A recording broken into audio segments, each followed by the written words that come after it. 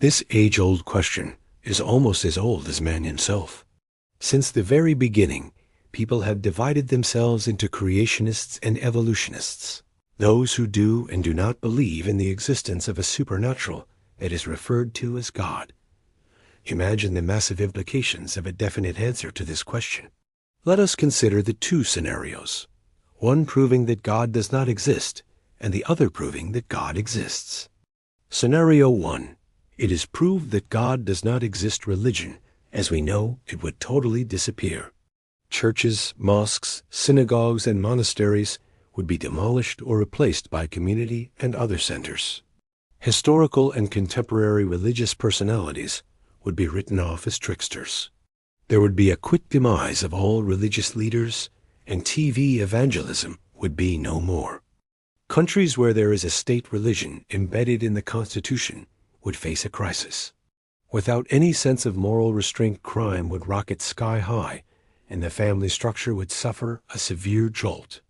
Above all, a certain sense of chaos would come about, particularly in the mind of those who had believed in creation. Why? Is all this around us a coincidence?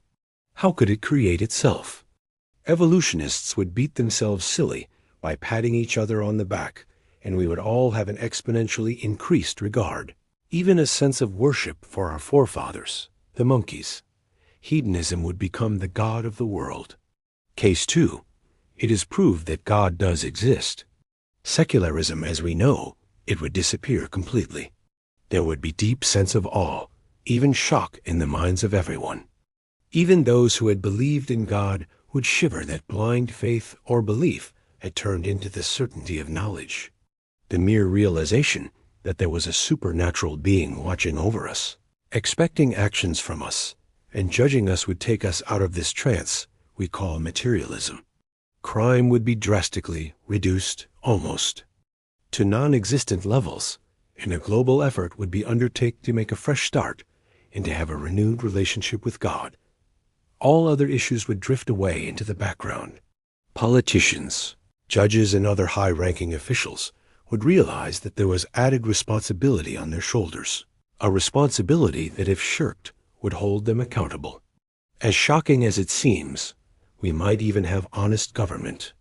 With the truth coming out, people of different religions and nationalities would unite together in harmony. Proving our case, to prove our point, one way or another, we have to first establish parameters and definitions on the type of proof necessary. Sensory perception, one might say, is the best form of proof. Some may say seeing is believing. Others may contend hearing is knowing. Yet others may advocate touching and feeling is the surest way. However, all these forms of proof break down because they are too individualized. Imagine someone saying, "I saw God." Even the few that would not question the sanity of whoever were to make such a statement would certainly think that there was a case of mistake identity, misjudgment, illusion, or just too much of the bubbly. It would simply not be enough to convince the next person, let alone the world as a whole. It might seem that we have reached a dead end. Well, how can I prove that God does or does not exist? You might complain. What kind of proof can I possibly find? We find that we can make a giant leap forward in our attempt to define the type of proof necessary by making a simple assumption and then testing that assumption. Let us assume that a supernatural being exists who is omniscient and omnipotent. Then let us try very hard to test this assumption. An omniscient, omnipotent creator of the universe would have created us for a reason, would expect certain behavior on our part, and would have a method of communicating with us. He would not remain anonymous. To do so would not make any sense. More importantly, this creator would give us a type of proof of HI's existence that is, 1. Not localized or individualized to a certain time, location, or person. 2. Proof that is indisputable, examinable, and verifiable. 3. Proof that is physical and tangible. 4. Proof that is inimitable, yet recognizable and appreciable. 5. Proof that is acceptable by scientific and auditing standards. 6. Proof that is simple enough to understand by people of all ages, education, and languages. Note that all current forms of proof do not meet any of the conditions above. Carl Sagan, noted astronomer and television personality, in his book, Contact, talked about a fictional message from outer space that was mathematically composed beyond human ability. Certainly, this would meet all the above conditions. To quote Carl Sagan, everyone would become a believer. Says Carl Sagan, "It is my fondest hope that the ideas presented in this book are made obsolete by the pace of real scientific discovery." Has Carl Sagan's fondest hope come true? Or did Carl Sagan know something we don't? Was he writing fact or fiction? Let us assume for now that such a mathematical code exists in a document sent to this world. With the advent of this type of incontrovertible proof for the existence of God, the scenario of case 2, it is proved that God does exist, with all its implications and consequences, would become very real.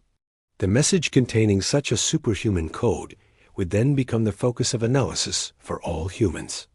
It would seem almost certain that this message would contain divine wisdom. That would provide solutions to our most pressing problems and answers to our most burning questions. Answers and solutions given by an almighty creator who would be communicating with us. Given that the very existence of such a proof is in itself sufficient to indicate willingness on the part of the divine to communicate with us in this manner, the credibility of the information contained in this mathematically coded message would be unquestionable. One would also expect the information contained in this mathematically coded message to guide us to all the truth. I know everyone is waiting to see with curiosity and skepticism what kind of proof I am going to pull out of my bag of tricks. Whatever the proof is, the information contained in this document would give us answers to our most intolerable questions, like why has God chosen to remain hidden? Why all the suffering in this world? Why are we here? Why babies die? And so on. To see this proof, please see our video Miracle of Initials in Quran.